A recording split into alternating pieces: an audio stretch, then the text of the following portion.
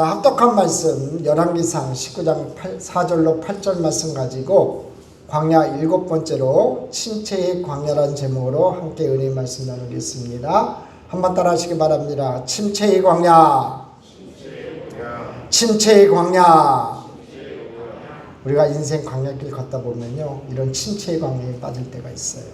그 침체의 광야에서 일어나서 회복시키는 그 하나님 만나는 귀한 축복의 날 됐으면 좋겠습니다. 자, 이스라엘에 가보면요, 텔단이라는 곳이 있습니다. 지도에 나오지만 저 텔단은요, 헬몬산 근처에 있어요. 단 근처에 있거든요. 그러니까 북쪽입니다. 최단 북쪽에 있는 곳입니다. 저 텔단이라는 곳에 가면요, 푸른 초목이 우거져 있고요, 이스라엘에서는 좀처럼 보기 힘든 광경을 보게 됩니다. 사진을 한번 보여주실래요? 자, 보십시오. 저 텔단에 가보면요, 이 요단 강물에 발원지가 저기 있어요. 다음 사진 보여주실래요? 또 그 다음 사진도 보여주세요. 여러분, 이스라엘 하면 생각나는 그런 모습이 아닙니다.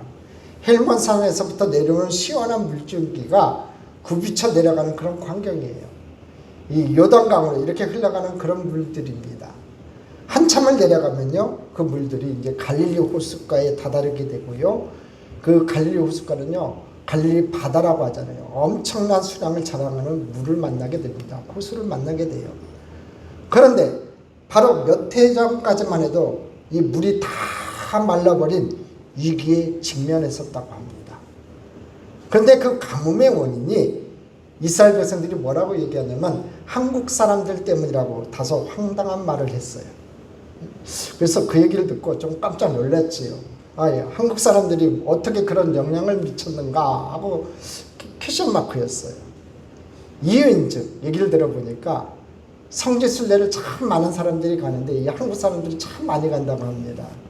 제일 좋은 계절이 언제냐면요, 3월과 4월이에요. 그때 가면 막 꽃이 피는 그런 광경들을 볼 수가 있어요.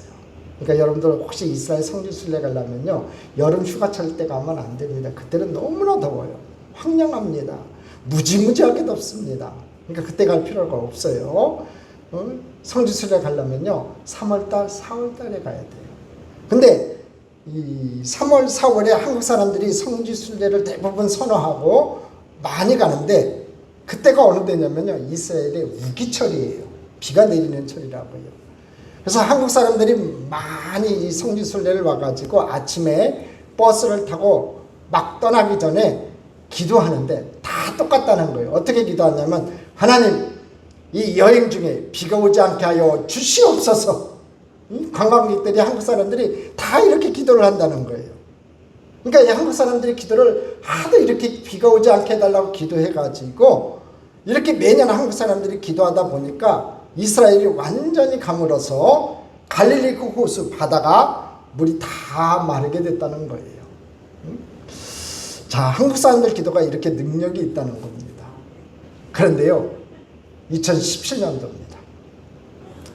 이스라엘이요, 진짜 100년 만에 기근을 맞이했고요, 갈릴리 호수가 다 말라갔어요. 요번에도 우리 가뭄이 몇 달간 비가 안 오니까 호수 바닥이 다 드러나고 메말라갔잖아요. 이 갈릴리 호수가 그렇게 돼갔대요. 그리고 더 심각했던 건 기상청에서 발표하기를 앞으로도 비가 내릴 가능성이 별로 없다고 발표를 했어요. 그러니까 그 당시 이 농림수산부 장관은요, 이스라엘 각지에 흩어져 있는 회당에 편지를 보냅니다.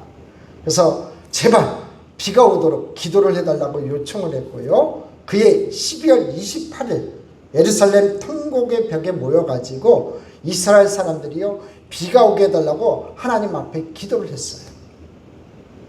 그리고 놀랍게도 비 소식이 전혀 없던 그 나라에, 이스라엘에 며칠이 지나 1월 1일 이스라엘 전역에 엄청난 폭우가 쏟아졌어요. 헬몬산에서 눈이 내리기 시작했어요. 기도의 응답이 이루어졌다는 거지요. 자, 똑같은 기도의 응답을 받은 사람 한 사람이 있습니다. 엘리야예요. 첫 번째, 기도 응답 후에 영적 침체에 빠진 엘리야를 살펴봅니다. 자, 오늘 본문 말씀을 여러분들이 다 읽었는데 주인공 이름이 나오지 않지요.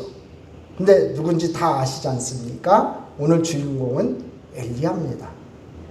제가 왜 물에 대한 이야기, 가뭄에 대한 이야기를 꺼냈는가 하면요, 오늘 말씀은 3년 6개월 동안 비가 오지 않던 이스라엘에 임했던 가뭄과 그 가뭄을 해결하기 위해 기도했던 엘리야의 이야기예요. 여러분, 3년 6개월 동안 비가 오지 않았다? 그것도 근동지역에 3년 6개월 동안 비가 오지 않았다? 이건 큰 재앙입니다. 근데 그 가뭄과 그 가뭄을 해결하기 위해 기도했던 엘리야의 이야기가 오늘 본문의 이야기예요. 비가 오도록 이방 선지자들과 엘리야가 대결을 벌여서 850대 1로 싸움에서 이겼던 엘리야의 이야기입니다. 이 얘기는 여러분 잘 아는 얘기지요. 우리가 잘 아는 것처럼 엘리야는 기도에서 승리했고 그 결과로 이스라엘 땅에 가뭄이 해결되는 놀라운 기적을 체험합니다. 그런데 그 승리가 완성이 아니라 믿음이 흔들리는 단초를 제공해요. 오늘 엘리야가 850대 1로 이방 선지자들과 싸워서 승리를 했다고요. 근데 그 승리가 믿음이 흔들리는 단초를 제공했다는 거지요. 오늘 엘리야에게 찾아온 그 침체의 광년을 여러분들이 잘 아실 겁니다. 850대 1로 영적 싸움을 해서 엘리야가 이겼지요. 승리를 냈으면 기뻐해야 될 것 같은데 그 승리로 인해서 엘리야는 영적 침체에 빠지게 돼요. 이 모습을 보면서요, 참 놀랍게도 우리 삶에는요, 내가 승리했다고 하는 그 순간에 우리들이 영적 침체에 빠져들 때가 종종 있다는 거예요. 그러니까 여러분, 이 섰을 때 넘어질까 조심해야 되는 거예요. 이 영적 승리가 다가왔을 때 마음가짐을 잘 가져야 되는 거예요. 여러분, 믿음이 흔들린다는 말을 우리는 자주 듣고 또 경험을 해요. 우리 성도님들 중에서 믿음이 흔들리는 분들이 가끔가다 봐요. 근데 그 믿음이 계속 흔들리는 게 문제지요. 흔들리는 믿음을 자기가 굳건한 반석에 세우는 그런 모습들이 나타나야 되는데 흔들린다고 그냥 놔둬가지고 완전 주저앉는 모습들도 봐요. 여러분, 절대로 믿음이 흔들려서 그것을 끝으로 만들지 마시고 다시 일으켜 세우는 여러분 되시기를 주님의 이름으로 축원합니다. 근데 우리들이 이 침체의 광야를 지나가게 된다고 하는 것은요, 전혀 어색한 것이 아니에요. 이렇게 믿음이 흔들리는 건요, 있을 수 있다는 거죠. 우리가 신앙생활 하면서 있을 수 있다는 거예요. 왜냐하면 오늘 본문의 주인공이 엘리야도 바로 그 길을 갔으니까 그렇다는 거예요. 위대한 선지자 이 엘리야도 믿음이 흔들린 적이 있다는 거지요. 아니, 엘리야가 침체의 광야에서 빠져서 믿음이 흔들렸다라고 하는 말은요, 어쩌면 어울리지 않는 말처럼 들려요. 왜냐하면 선지자 중에 가장 위대한 선지자 하나를 뽑으라면요, 엘리야를 뽑습니다. 엘리야는 이스라엘에서 가장 존경받는 유명한 선지자예요. 여러분, 엘리야는요, 예수님이 이 땅에 공생애를 사실 때 사람들이 예수님을 보고 혹시 엘리야가 아닙니까? 하고 물어봤어요. 그 정도로 엘리야는 이스라엘 백성들에게 큰 영향력을 끼치는 선지자였습니다. 그러니까 예수님이 행하시는 기적을 보면 누가 떠올랐다고 이스라엘 백성들은요, 엘리야가 떠올랐다고요. 여러분, 메시아가 오기 전에 엘리야와 같은 예언자가 오리라는 기대가 있었다는 거지요. 여러분, 예수님이 변화산에 오르셨을 때 모세와 함께 나타났던 인물이 엘리야예요. 그런데 그 엘리야가 믿음이 흔들리고 침체에 빠졌다라고 하는 이 말은요, 어쩌면 또 우리들에게 위로가 되는 말이기도 해요. 그 위대한 선지자도 침체에 빠졌는데 우리도 당연히 침체에 빠지겠지요. 근데 중요한 것은 엘리야는 그 침체에서 벗어났다는 거예요. 그렇다면 저와 여러분도 영적 침체에서 벗어나서 승리의 길을 걸어가는 축복의 사람이 되어야 될 줄 믿습니다. 자, 그렇다면 엘리야는 어떤 사람입니까? 여러분, 엘리야 얘기를 많이 들어봤잖아요. 근데 엘리야는 어떤 사람이냐고요. 성경에 보면요, 이 엘리야에 대해서 별로 자세하게 설명해 놓지 않아요. 족보나 출생이 어떻게 된다든지 이런 자세한 가족관계의 관계들을 갖다가 설명해 놓지 않아요. 엘리야라고 하는 이름 앞에 수식어로 하나 딱 붙은 게 있어요. 그게 뭔지 아세요, 여러분? 우리가 별로 기억도 하지 못하는 수식어가 하나가 있어요. 그게 뭐냐면 열왕기상 17장 1절에 나와요. 한번 읽어보겠습니다. 길앗에 우거하는 자 중에 지세 사람 엘리야가. 성경에는요, 그 사람이 어떤 사람인지 설명하기 위해서 이름 앞에 누구의 아들이라는 말과 혹은 이 지명을 붙여서 불렀어요. 예수님을 부를 때 뭐라고 불렀습니까? 여러분, 나사렛 예수라고 그랬어요. 응? 나사렛 예수. 왜냐하면 예수님께서 나사렛에서 자랐거든요. 근데 이 나사렛 예수라는 얘기의 호칭은요, 주님을 부를 때 부르는 호칭이기도 하지만 또 이 바리새인들이 이 나사렛 예수라고 불렀을 때는요, 예수님을 비하하는 말이었어요. 왜냐하면 가난한 동네 나사렛에서 무슨 좋은 것이 날 수 있겠느냐 하면서 불렀던 호칭이 나사렛 예수예요. 여하튼간에 예수님은 나사렛에서 자랐기 때문에 나사렛 예수라고 불렀다고요. 자, 그렇다면은 디셋 사람 엘리야는 어떤 사람이냐 이거지요. 응? 엘리야가 디셉에서 태어났든지 디셉에서 자랐다는 얘기예요. 근데 이 지명을 우리들이 전체 들어본 적이 없어요. 유명한 땅이 아니에요. 여러분, 디셉이 어디 있는 줄 아세요?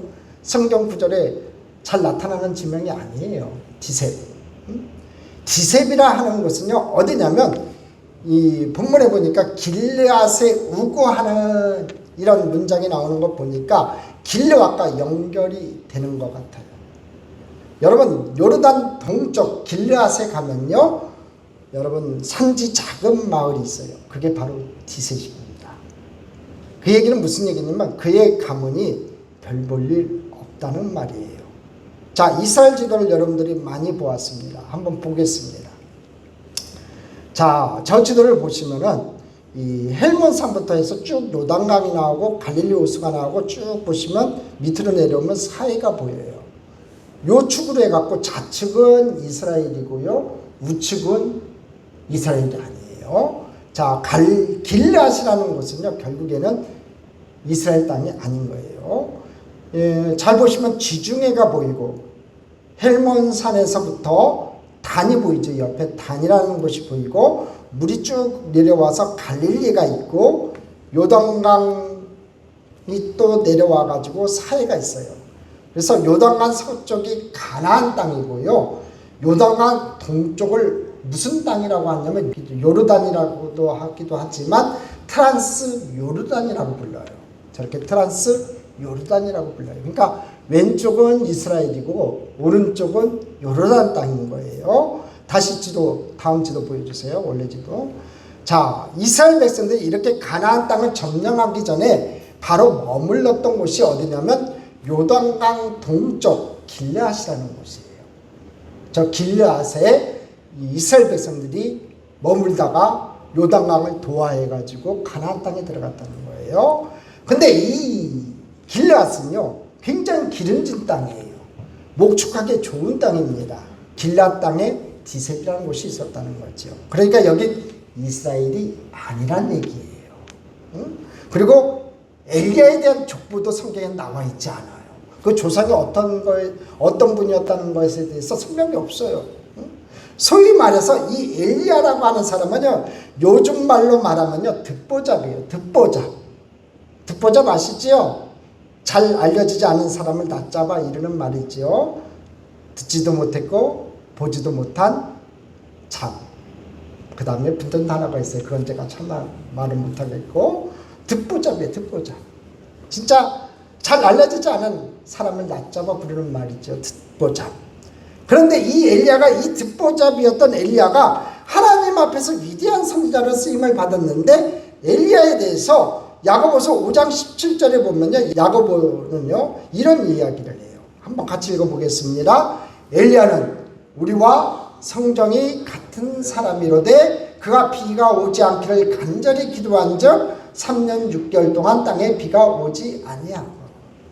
자, 엘리야가 우리는 굉장히 위대한 사람이라고 생각을 하지만 오늘 야고보서에는 뭐라고 얘기했냐면은 엘리야는 우리와 성정이 비슷한 사람이라고 얘기해요. 그러니까 우리랑 똑같다는 얘기예요. 엘리야는 우리와 비슷한 이 엘리야이기에 놀랍게 쓰임받은 엘리야가 믿음이 흔들리고 영적 침체에 빠졌다고 하는 것이 전체로 이해되지 않을 것 같지만 그럴 수 있다는 거지. 우리와 성정이 같은 사람이니까 믿음에 빠질 수 있다는 거예요. 그러니까 믿음이 흔들리고 영적 침체에 빠질 수 있다는 거지요. 근데 중요한 것은 아까도 얘기했지만 엘리야는 그 영적 침체에서 일어났다는 거예요. 저와 여러분이 그 영적 침체에서 일어나는 귀한 믿음의 사람이 되기를 주님의 이름으로 축복합니다. 자, 두 번째로 우리가 볼 게 있습니다. 믿음이 흔들리는 곳에서 우리는 침체의 광야를 경험한다는 거예요. 우리가 믿음이 흔들릴 때 우리는 인생 침체의 광야를 경험합니다. 특히 우리 하나님을 믿는 사람들에게 우리 믿음이 흔들리는 것처럼 심각한 광야는 없을지 모르겠습니다. 세상 사람하고 달려서요, 우리 예수 믿는 사람들은요, 믿음이 흔들리는 건요, 굉장히 큰 심각한 광야예요. 그러니까 여러분 믿음 흔들려서는 안 되는 겁니다. 여러분 갈멜산에서 벌어진 영적 전투에서 엘리야가 승리했다는 것은 누구나 다 압니다. 근데 중요한 것은 많은 이야기들이 여기서 끝나요. 엘리야가 갈멜산에서 승리했다. 여기까지만 안다는 거지요. 그런데 놀라운 사실 하나를 발견해요. 열왕기상 18장 33절로 35절이에요.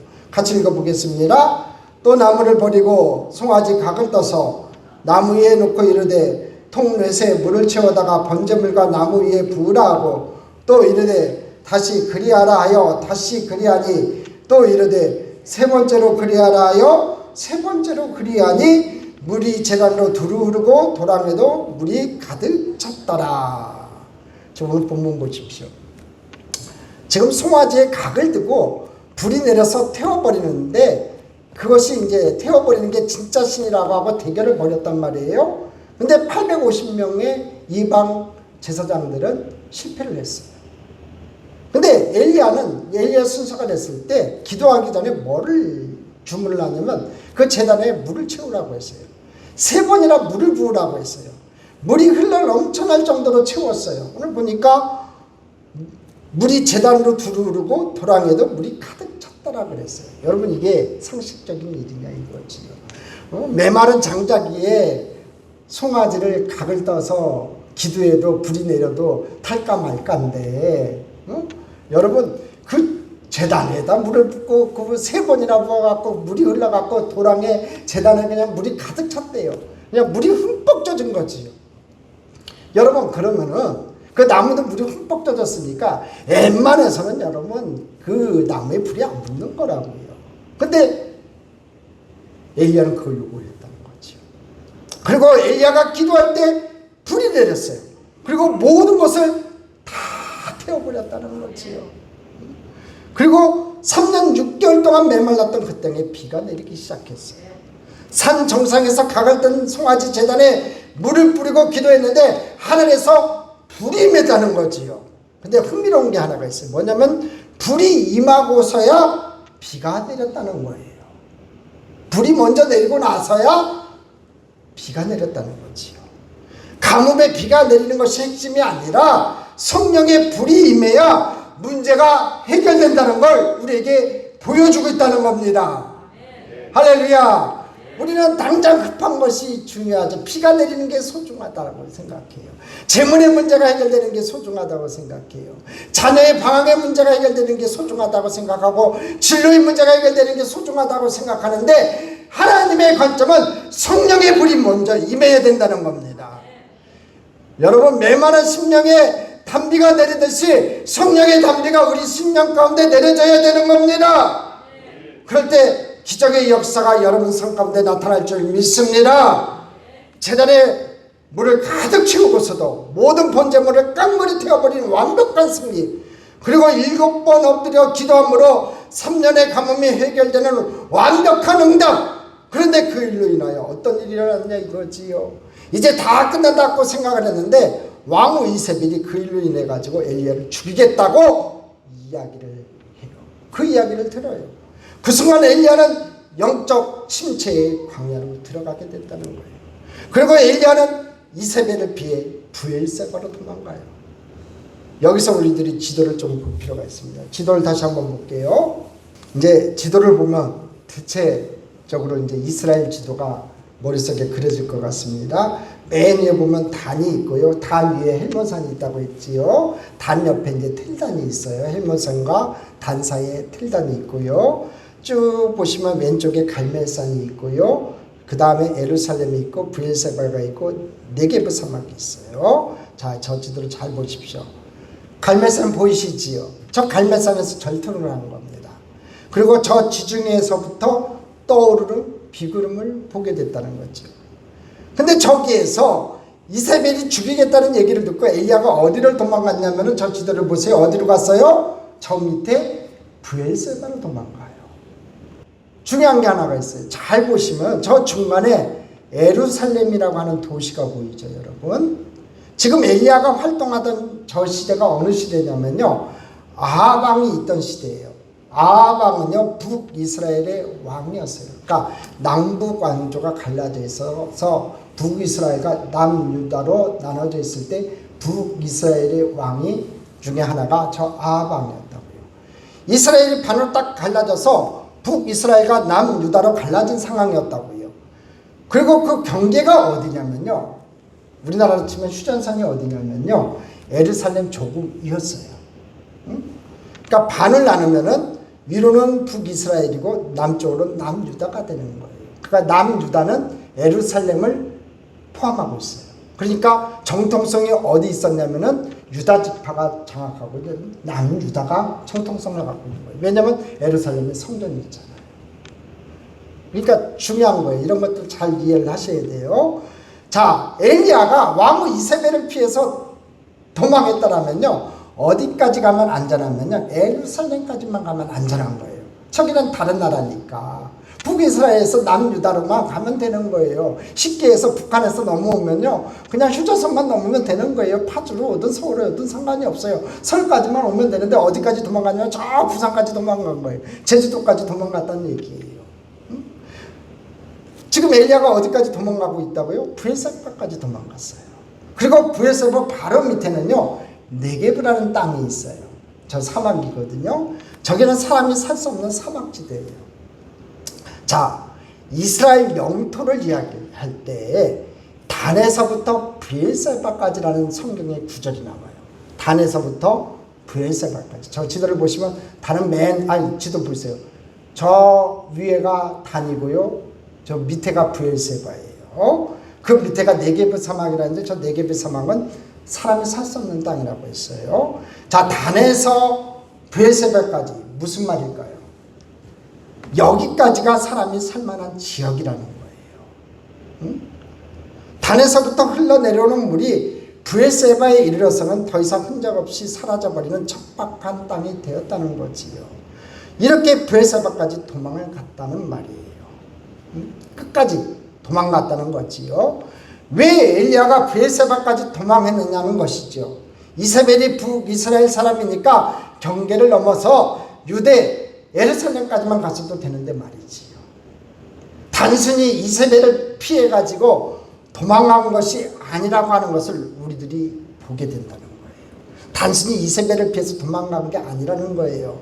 단순한 피신이 아니라는 거지요.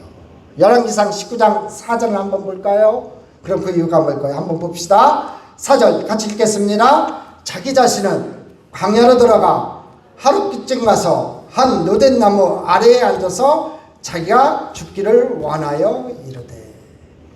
자, 여기 보시면 광야로 들어가 하룻빛쯤 가서라고 되어 있어요. 자, 브엘세바 광야에 이르러가지고 혼자 광야로 들어갔다는 겁니다. 특별한 목적이 없이 광야로 들어가는 사람은 없어요, 여러분. 광야에 혼자 들어가요. 더구나 혼자서 죽음이 도사리고 있는 광야로 들어갔다는 것은 오늘 본문에 나오는 것처럼, 사절에 나오는 것처럼 자기가 죽기를 원하여 이르되, 죽기를 원하여 이르되, 이 말처럼은요, 여러분 죽으려는 의도가 분명했다는 것을 알 수 있어요. 엘리야가 게다가 낙이나 낙타를 타지 않고 물도 음식도 준비하지 않고 하룻길쯤 광야로 쑥 들어갔다? 뭘 생각하고 있는 거예요, 여러분? 죽으려고 들어간 거예요. 죽으려고 브엘세바까지 갔다는 거예요. 사람이 살 수 있는 끝까지 갔다는 거예요. 이제 거기에서도 물도 없고 양식 떨어지면 죽는 겁니다. 요즘 말로 한다면 자살을 생각했다는 거죠. 그만큼 영적 침체가 심했다는 거예요. 우리 주변에도요, 우울증에 빠져있는 많은 사람들을 보게 돼요. 이 우울증이 굉장히 무서운 병입니다, 여러분. 우울증에 빠지면요, 자신이 지금 처하고 있는 자신의 삶을 훨씬 비관적으로 보게 돼요. 삶을 굉장히 비관적으로 보게 만듭니다. 지금 자신이 겪는 환경보다요 더욱 절망적인 것을 생각을 갖게 한다는 거예요. 이 우울증이요. 진짜 우울증에 빠지면요 아무 이유 없이 우울하고 비관적이고 얼마나 힘이 든지 모릅니다. 정말 힘이 많이 드는 것 같아요. 주변에도 보면요 이 우울증에 걸리는 이 성도들을 볼 때가 많았어요. 여의도에 있을 때 보면. 근데 이 우울증에 걸리면 특징이 하나가 있어요. 잠을 못 자요. 그게 잠을 못 자는 게 이 우울증을 더 심하게 만들어요. 그래서 우울증 치료약의 대부분은 뭐냐면 잠자게 하는 거예요. 잠을 푹 자게 하는 거죠. 아예 딴 생각 못하게 아예 잠을 푹 자게 만들어요. 그래갖고 결국에는요 이 우울증이 심하면요 뛰어내려요. 저는 그 뛰어내리는 성도 2명이나 봤어요. 높은 10층이 넘는 아파트에서 뛰어내리고요. 빌딩에서 뛰어내려서 죽어요. 잠을 못 자서 그러는 거예요. 그래서 이 우울증에 걸리면요 여러분 기도하는 것도 좋지만 빨리 치료받는 것도 중요해요. 전문 의사 만나가지고 여러분 치료받고 여러분 회복돼야 돼요. 여러분 예수 믿는다고 하면서 무조건 기도만 하는 거? 기도도 해야겠지요. 그렇지만 그 병을 더 악화시키면 안 된다는 겁니다. 그래서 많은 신학자들이 이런 가정을 해요. 뭐냐면 어쩌면 위대한 선지자 이 엘리야에게도 큰 우울증이 찾아왔다는 거지요.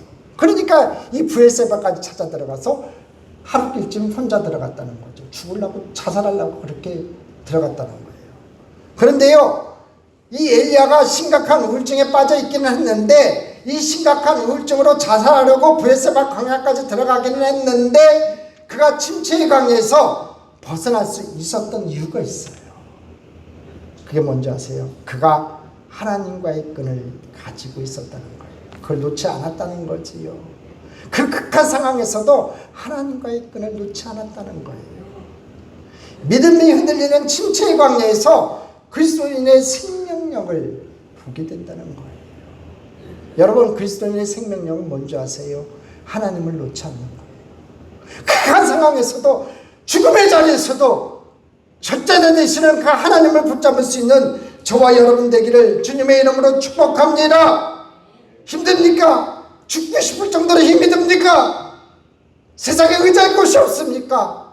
오직 하나님만 붙잡는 저와 여러분 됐으면 좋겠습니다.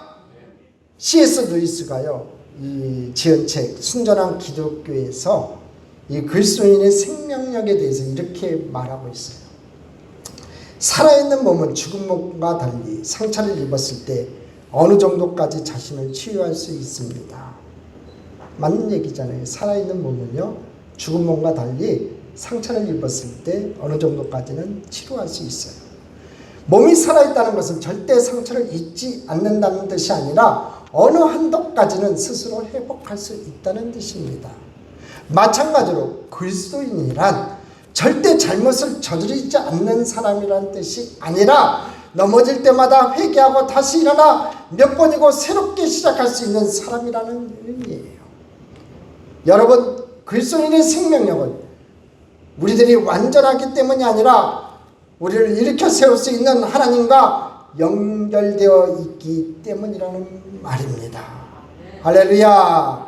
그래 우리 그리스도인의 생명력은요 하나님과 연결되어 있다는 거예요. 그 하나밖에 없어요. 하나님 놓지 않는 저와 여러분 됐으면 좋겠습니다. 오늘 엘리야를 통해 보면요 그를 이렇게 큰 우울증으로 빠지게 된 동기가 무엇이냐면 엘리야에게서는 자신의 기대가 한순간에 무너진 것이 아닐까 생각이 들어요. 엘리야가 850명의 선지자와 영적 전투를 하고 기도할 때 엘리야가 바랐던 것이 뭔지 아세요 여러분? 이번 전투로 이제 이스라엘 백성들이 다 회개하고 하나님 앞에 돌아오고 왕이 회개하고 우상을 다 버리고 하나님께 돌아오는 것이었을 거예요. 그 마음을 가지고 진짜 1대 850명과 영적 전쟁을 치렀을 거예요.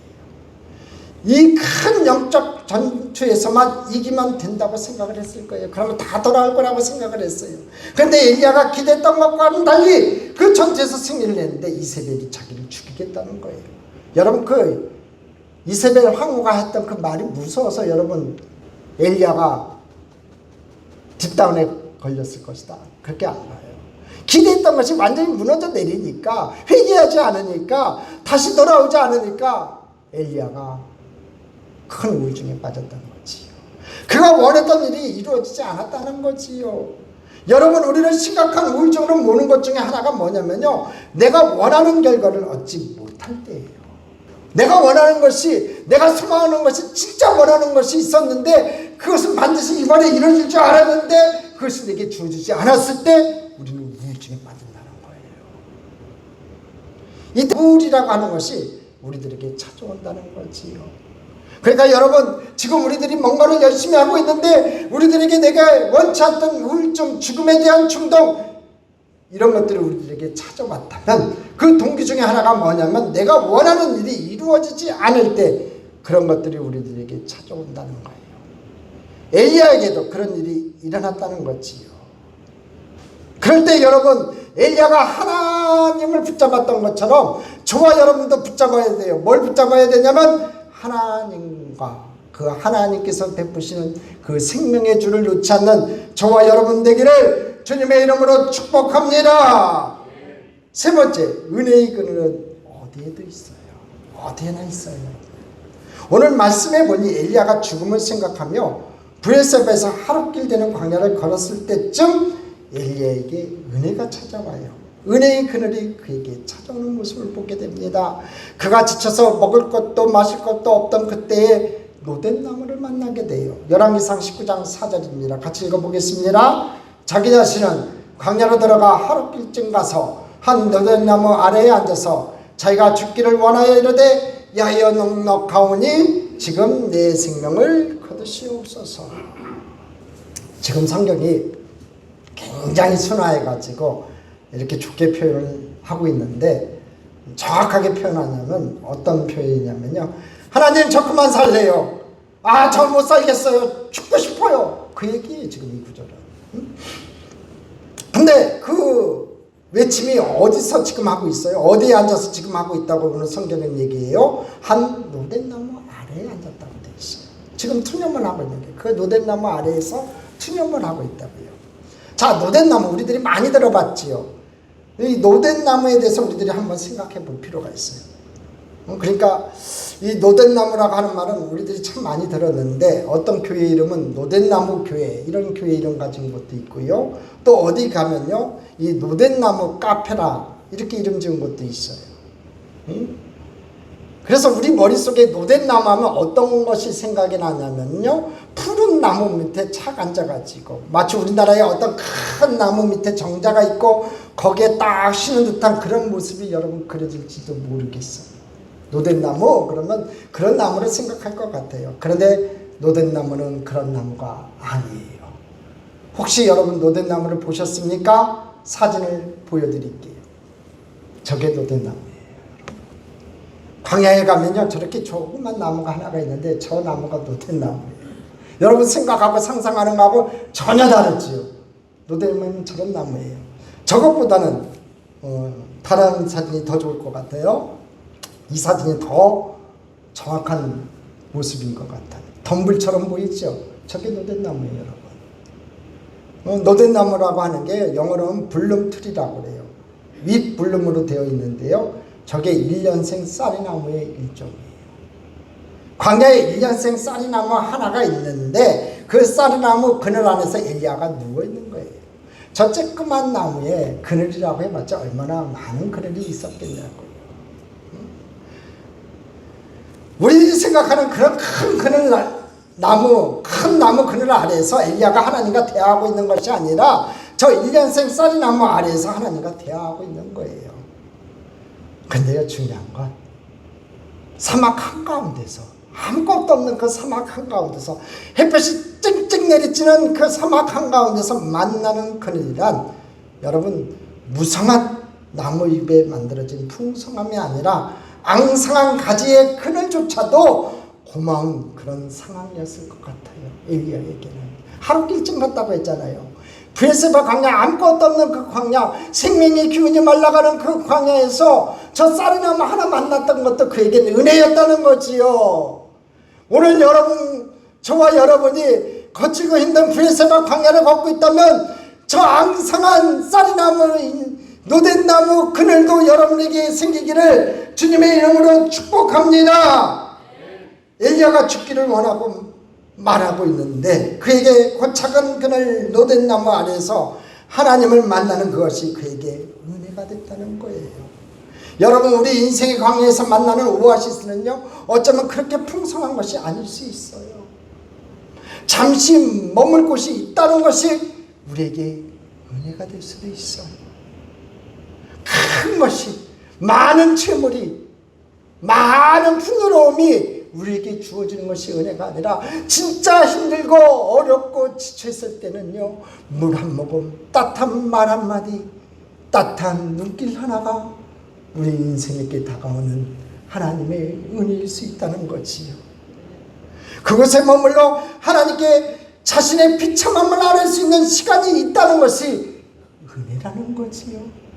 내가 힘들고 지쳐 쓰러질 때 하나님 앞에 나와 눈물을 흘릴 수 있는 이 성전이 있다는 것이 여러분에게 은혜가 됐으면 좋겠습니다. 노덴나무 아래에서 우리는 하나님의 놀라운 은혜를 경험하게 되고 그 가운데서 하나님의 음성을 듣게 되고 우리들이 깨닫게 되는 것들이 있어요. 하나님이 나를 버리지 않으셨구나. 하나님이 나를 버리지 않으셨구나. 하나님이 내 자녀를 버리지 않으셨구나. 하나님이 내 남편을 버리지 않으셨구나. 그걸 깨닫게 된다는 거지요. 중요한 것은요, 이 앙상한 노덴나무 아래에서 엘리야가 하나님의 손길을 경험했다는 거예요. 아주 중요한 교훈을 얻게 됩니다. 우리 인생에서 영적인 침체를 경험하는 순간이 왔다면요, 아주 작은 그늘 아래서 우리들이 쓸 수 있는 마음을 얻는 것이 중요하다는 거예요. 저는 오늘 말씀을 준비하면서 이런 생각이 들었습니다. 하나님, 오늘 이 설교를 듣는 자나 영상으로 미디어를 통해서 예배를 드리는 누군가에게 오늘 이 시간이 노덴나무가 되게 하여 주시옵소서. 그렇게 됐으면 좋겠어요. 오늘 이 시간이 여러분에게 다가오는 노덴나무 이 시간이 되기를 바라고요. 오늘 영상으로 유튜브로 드리는 우리 성도님들 삶 가운데 그 자리가 노덴나무의 자리가 되기를 주님의 이름으로 축복합니다. 제가 여의도에 있을 때 새벽 예배 인도를 좀 많이 했었거든요. 대성전에서 설교를 하고 이제 제가 나오고 있는데 한 성도님이 저한테 문자를 보냈어요. 제 분을 어떻게 알아가고 문자를 보냈어요. 근데 이제 새벽 설교를 할 때 성도들한테 이제 안수 지사님들이 기도 제목을 받아갖고 단 위에 올려놔요. 그럼 그 기도 제목을 보고 제가 늘 기도를 하는데 똑같은 기도 제목이 하나가 올라온 게 있었어요. 매일 올라와요. 그러니까 매일 새벽 예배를 참석하는 분이죠. 근데 그분의 자녀의 건강 문제를 놓고 애타게 부르짖고 기도 제목을 올려놨어요. 근데 그 기도 제목 용지가요, 눈물적이 묻어 있는 거예요. 눈물을 흘리면서 엄마 아빠가 그 기도 제목을 썼던 것 같아요. 그래서 제가 뭐 한 달에 한 번 정도는 일주일씩 제가 설교를 했던 것 같아요. 올라가서 새벽 설교를 하고 나서 일주일 내내 기도 제목을 하는데 일주일 내내 올라오고 뭐 다음 달에 올라가도 그게 올라오니까 계속 올라와서 이제 제가 이름까지도 다 기억하고 안 보고서 그냥 통성기도 해주고 축복기도 해줬어요. 그러고 나서 이제 집에 가는데 어느 날 저한테 문자가 왔어요. 목사님의 말씀을 듣는 새벽 예배가 제 인생의 노덴나무입니다. 이 문자를 보는데요, 제 마음이 뭉클한 거예요. 너무 하나님 앞에 감사했어요. 누군가에게 내가 노덴나무가 된다는 것이 얼마나 감사한지 몰랐어요. 여러분들 주변에 있는 누군가에게 우리가 영적으로 작은 노덴나무가 되기 시작할 때 그곳에서 우리들이 생명을 살리는 일들이 일어나게 될 줄 믿습니다. 우리가요, 노덴나무가 됩시다. 지치고 힘든 사람들을 살리는 노덴나무가 됐으면 좋겠습니다. 아무것도 아닌 그 노덴나무지만 엘리야에게 힘을 줬던 것처럼 우리가 힘들고 지치고 쓰러져가 있는 모든 사람들에게 노덴나무가 되는 귀한 은혜가 저와 여러분에게 있으면 좋겠습니다. 열왕기상 19장 5절 말씀 한 번 읽어봅니다. 노된 나무 아래에서 누워 자더니 천사가 그를 어루만지며 그에게 이르되 일어나서 먹으라 하는지라. 작은 그늘 아래 누워서 엘리야가 잠을 잘 때 천사가 그를 어루만졌어요. 마사지 줬어요. 먹을 음식과 마실 물을 주었어요. 저는 여기서도 굉장히 중요한 적용점, 교훈을 얻게 되었어요. 그게 뭐냐면 그 베르세바 광야에서 하루길쯤 가서 노된 나무에 누워있는 그 엘리야를 보며 성령님께서 엘리야를 발로 툭툭 쳐면서 야, 네가 선지자인데 기도해 임마. 이제 일어나 금식해 기도해. 이렇게 하지 않았다는 거예요, 여러분. 우리 성경에 보세요. 작은 그늘 아래서 그를 어루만졌다고 돼 있어요. 먹을 것과 마실 것을 줬다고 돼 있어요. 이분이 성령님이세요. 이렇게 우리를 어루만져 주시고 이렇게 우리에게 먹을 것과 마실 것을 제공하시는 분이 우리 성령님이세요. 그의 아픔과 그의 어려움을 보시고 어루만져 주시는 분이 우리 성령님이세요. 그 성령님 만나는 귀한 날 됐으면 좋겠습니다. 저는 그런 생각이 듭니다. 우리 주변에 영적 침체에 빠져있는 사람에게 우리가 가서 그거 기도 안 하니까 그렇지 기도해 이런 말보다는 얼마나 힘들고 아플까 보듬어주고 위로해주고 먹을 것을 갖다주고 물을 갖다주고 위로하는 것이 그 마음을 참 많이 위로해 줄 수 있는 방법이겠구나 그렇게 생각이 들어요. 우리가 그렇게 살았으면 좋겠습니다. 어쩌면 먹고 마신 것이 그에게 충분한 것이 될 수 없었을 것이에요. 그런데 거기서 그는 힘을 얻고 그가 일어나서 엘리야가 광야 깊숙이 들어가요. 19장 8절 읽어보겠습니다. 이에 일어나 먹고 마시고 그 음식물에 힘을 의지하여 40주 40년을 가서 하나님의 산 호렙에 이르니라. 호렙산에서 엘리야는 하나님을 만나게 돼요. 힘을 얻고서 40주 40년을 걸어가서 호렙산에 이르러서 하나님을 만나요. 그 유명한 세미한 음성 가운데서 하나님을 다시 만나게 된다는 거지요.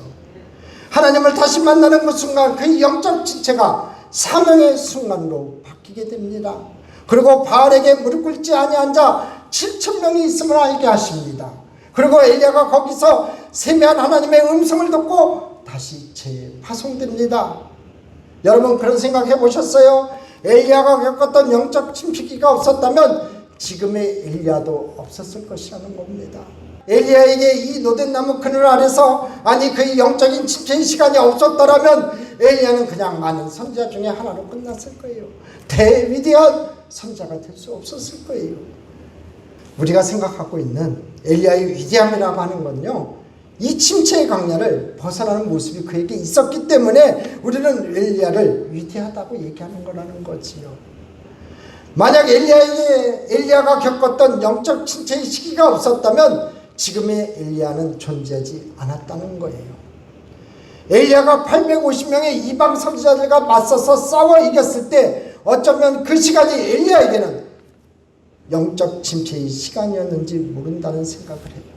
아주 멋있는 장면이잖아요. 850대 1로 싸우니까 그 시간은 멋진 시간이었는지 몰라도 그 시간이 엘리야에게는 영적 침체의 시간이었을지도 모른다는 거예요. 엘리야가 그렇게 철저하게 무서질 줄 누가 알았겠냐 이거지요.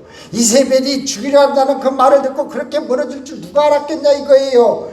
850명의 이방 선지자들과 목숨을 걸고 대결했던 엘리야의 모습을 어디서 찾을 수 있겠냐 이거지요. 그런데 가만히 생각해 보면요, 사람들이 눈치채지 못하는 영적 침체의 시간들이 있었을 것이라는 거예요. 사람들은 모두 엘리야를 지켜세우고 있었지만 그의 영혼은 지쳐가고 있었다는 것입니다. 사람들에게는 보이지 않지만 오직 하나님과 그와의 문제였던 것이지요. 그를 짓눌렀던 무게가 한 번에 찾아오는 그런 순간이었을지도 몰라요. 그런 상상이 가능할 것 같아요. 여러분, 제가 기도원에 있을 때 눈이 많이 온 적이 있었거든요. 그때 그 사진을 하나 찍은 게 있었는데 그 사진을 못 가져왔고요. 다음 인터넷에서 찾았어요. 저것보다 좀 심하게 왔었던 것 같아요. 근데 그 다음날 가보니까 큰 가지 하나가요, 저 눈 때문에 여러분 부러져 있더라고요. 아름다운 소나무에, 큰 소나무에 가지 하나가 부러져 있어요. 눈이 계속해서 내리는 숲속에서 갑자기 나뭇가지가 부러져 버렸다면 그것은 종이장보다도 더 가벼운 눈송이 하나가 더해질 때예요. 응? 안 부러지다가 눈송이 하나 딱 얹혀졌을 때 그냥 나무가 확 부러진다는 거지요. 사실은 눈송이 하나 때문이 아니라 지금까지 주님이 어떤 무게에 속절없이 무너져 내리는 순간을 맞이했을 뿐이죠. 생각해보니까 혼자 싸웠던 엘리야의 짐이 무척 무거웠을 것 같아요.